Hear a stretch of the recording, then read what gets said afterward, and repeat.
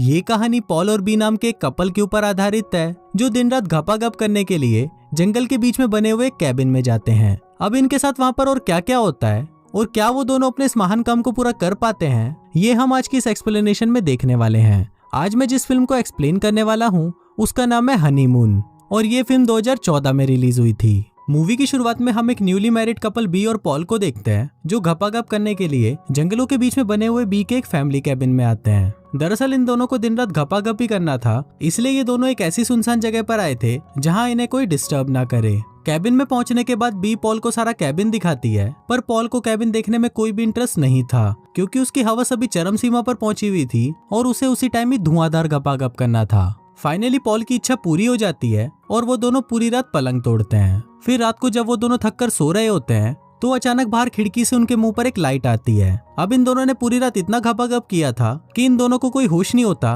कि बाहर से इन दोनों पर कोई नजर रख रहा है। अगले दिन बी और पॉल घूमने के लिए कैबिन के पास में ही एक तालाब में बोट लेकर जाते हैं। अब पूरी रात पलंग तोड़ने के बाद भी पॉल में इतनी हवस भरी हुई थी कि वो बोट पर ही बी को अपने कपड़े उतारने के लिए बोलता है और फिर वो दोनों बोट के ऊपर ही घपाघप करने लगते हैं।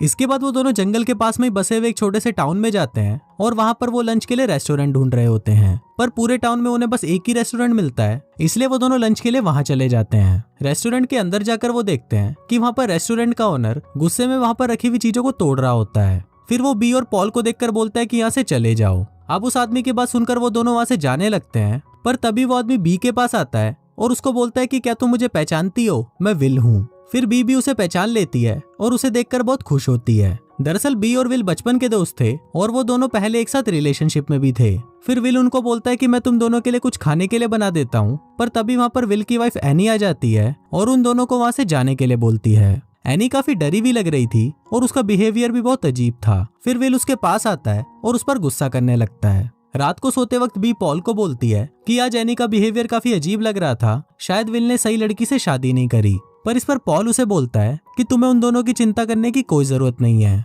इसके बाद वो दोनों वापस एक दूसरे के करीब आते हैं और फिर से पलंग तोड़ना शुरू कर देते हैं। अब आधी रात हो चुकी होती है और बी और पॉल भी सो रहे होते हैं। तभी अचानक अलार्म बजता है और पॉल को लगता है कि शायद सुबह हो गई है, इसलिए वो उठकर बाहर चला जाता है। पर जब वो घड़ी को देखता है तो उसमें 12 ही बजे होते हैं। फिर पॉल वापस सोने के लिए बेडरूम में आता है तो वो देखता है कि बी वहाँ पर नहीं है। फिर पॉल बी को पूरे कैबिन में ढूंढता है पर वो उसे कहीं नहीं मिलती। इस पर पॉल बहुत ज्यादा डर जाता है और वो उसे ढूंढने के लिए जंगल में चला जाता है। पॉल जंगल में थोड़ा ही आगे पहुंचता है और वो देखता है कि बी वहाँ पर बिना कपड़ों के अपने सर को नीचे झुकाकर खड़ी हुई है।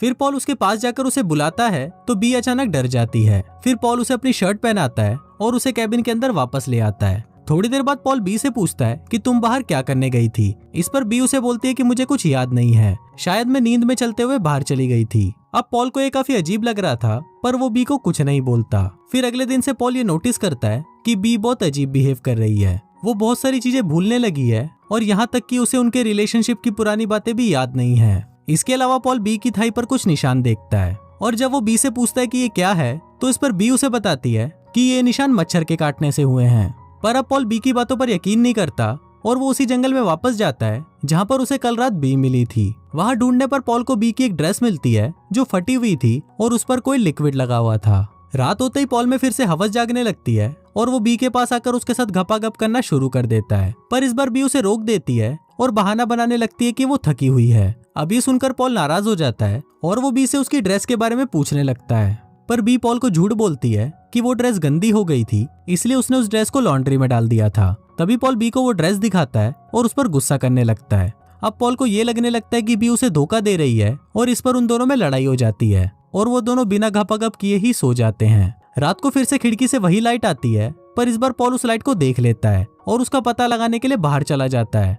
पर जब पॉल बाहर पहुंचता है तो वो देखता है कि वहाँ पर कोई भी नहीं है। अब पॉल को शक होने लगा था कि शायद बी का विल के साथ अफेयर चल रहा है। अगले दिन हम बी को देखते हैं जो अपनी डायरी में लिख रही होती है कि मेरा नाम बी है, मेरे हस्बैंड का नाम पॉल है और इसके साथ ही वो अपने घर का एड्रेस भी लिखती है। पर जैसे ही पॉल वहाँ पर आता है तो पॉल को देखते ही वो अपनी डायरी को बंद करके छुपा लेती है। फिर पॉल बी के पास आता है और उससे कल रात के लिए माफी मांगता है। इसके बाद वो दोनों फिशिंग के लिए तालाब पर जाते हैं और वहाँ पर पॉल बी को बोलता है कि अब उन्हें वापस शहर चले जाना चाहिए क्योंकि यहाँ पर कुछ भी ठीक नहीं हो रहा है। इस पर बी पॉल को मना कर देती है और बोलती है कि अभी तक हमने अच्छे से एंजॉय भी नहीं किया। फिर बी पॉल के नजदीक आती है और पॉल बी के मौत के कुएं में अपनी उंगली डालने लगता है। फिर पॉल जैसे ही अपना हाथ बाहर निकालता है तो वो देखता है कि उसकी उंगली पर खून लगा हुआ है और बी के मौत के कुएं से भी बहुत सारा खून निकलना शुरू हो जाता है। इसके बाद वो दोनों वापस कैबिन में आ जाते हैं और पॉल बी को बोलता है कि तुम्हें इस चीज को डॉक्टर को दिखाना चाहिए, पर बी उसे मना कर देती है और बोलती है कि ये अपने आप ही ठीक हो जाएगा। पर इस पर पॉल बी पर बहुत गुस्सा करता है और बी से पूछता है कि तुम आजकल इतना अजीब बिहेव क्यों कर रही हो। पॉल बी से ये भी पूछता है कि क्या तुम्हारा विल के साथ कोई अफेयर चल रहा है, तो इस पर बी उसे कोई जवाब नहीं देती। अब पॉल को यकीन हो चुका था कि बी का विल के साथ अफेयर चल रहा है, इसलिए वो विल से बात करने के लिए उसके घर पर जाता है। रास्ते में पॉल को एनी मिलती है और जब पॉल उससे बात करता है तो एनी भी उसको वही सब बातें बोलती है जो बी ने अपनी डायरी में लिखी थी, जैसे उसका नाम एनी है, उसके हस्बैंड का नाम विल है और उसके घर का एड्रेस। फिर पॉल एनी से पूछता है कि विल कहाँ पर है, तो एनी उसको बोलती है कि तुम लोग यहाँ से चले जाओ क्योंकि तुम यहाँ पर सेफ नहीं हो, और ये बोलकर एनी वहाँ से चली जाती है। फिर एनी जब वहाँ से जा रही होती है तो पॉल उसके पैरों पर भी वही निशान देखता है जो उसने बी के पैरों पर देखे थे। फिर पॉल को पानी के अंदर विल की तैरती हुई कैप मिलती है जिस पर खून लगा होता है। फिर पॉल जब उसे उठाकर देखता है तो वो समझ जाता है कि विल के साथ जरूर कुछ गलत हुआ है। इसके बाद पॉल छुपकर विल के घर में जाता है और देखता है कि वहाँ पर उनका कंप्यूटर रखा हुआ है और उसमें कुछ रिकॉर्डिंग्स चल रही हैं। फिर पॉल उसमें कुछ दिन पहले की रिकॉर्डिंग्स को प्ले करता है और देखता है कि एनी भी आधी रात को एक लाइट का पीछा करते हुए जंगलों के बीच में चली गई है। अब पॉल आगे देख ही रहा होता है कि तभी अचानक कंप्यूटर बंद हो जाता है। फिर पॉल उनकी दीवार पर देखता है कि वहाँ पर डायरी के पेज चिपके हुए हैं जिन पर वही सब बातें लिखी हुई हैं जो बी अपनी डायरी में लिख रही थी। फिर पॉल एक पेज उठाता है और देखता है कि उस पर वही लिक्विड लगा हुआ है जो उस दिन बी की ड्रेस पर लगा हुआ था। फिर पॉल भागता हुआ बी के पास आता है और उसको बोलता है कि विल के साथ जरूर कुछ बुरा हुआ है और शायद वो मर गया है। पर इस पर बी उसे बोलती है कि पॉल के साथ कुछ बुरा नहीं हुआ, बल्कि एनी तो उसे बचा रही थी। अब बी की ये बात सुनकर पॉल की फटकर हाथ में आ जाती है और वो उसे वहीं छोड़कर वहां से जाने का फैसला करता है। फिर पॉल अपनी कार की चाबी ढूंढने लगता है, पर उसे वो चाबी कहीं नहीं मिल रही थी क्योंकि बी ने उसे छुपा दिया था। फिर पॉल बी के पास आकर उसे झगड़ा करने लगता है तो बी वहां से भागकर बाथरूम में चली जाती है और खुद को बंद कर लेती है। इसके बाद जब पॉल बाथरूम का दरवाजा तोड़कर अंदर आता है तो वो देखता है कि बी एक लकड़ी को लेकर उसको अपनी मौत की गुफा में घुसा रही है।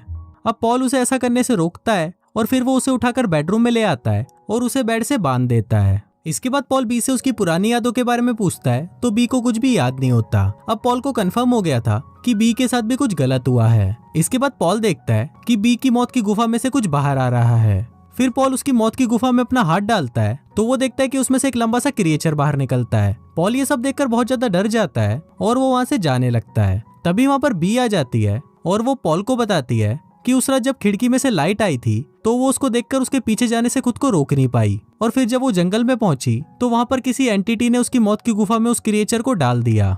बी उसको ये भी बताती है कि कुछ दिनों बाद वो उसको लेने के लिए आएंगे और उसने ये सब पॉल को बचाने के लिए किया। फिर पॉल उसे बोलता है कि हमें जल्दी ही यहाँ से चले जाना चाहिए और हम शहर जाकर पुलिस को सारी बातें बता देंगे। पर तभी वहाँ पर वापस वो लाइट बी के ऊपर आती है और फिर भी पॉल को धक्का देकर अपने से दूर कर देती है और बोलती है कि मुझे अब तुम्हारी जरूरत नहीं है। फिर पॉल वहां से भागने वाला होता है कि तभी बी उसके सर पर मारकर उसे बेहोश कर देती है। अगले दिन जब पॉल की आंख खुलती है तो वो एक बोट में बंधा हुआ होता है। फिर बी उसके पास आती है और बोलती है कि तुम यहाँ पर सेफ नहीं हो, इसलिए तुम पानी के अंदर चले जाओ, वहां तुम सेफ रहोगे।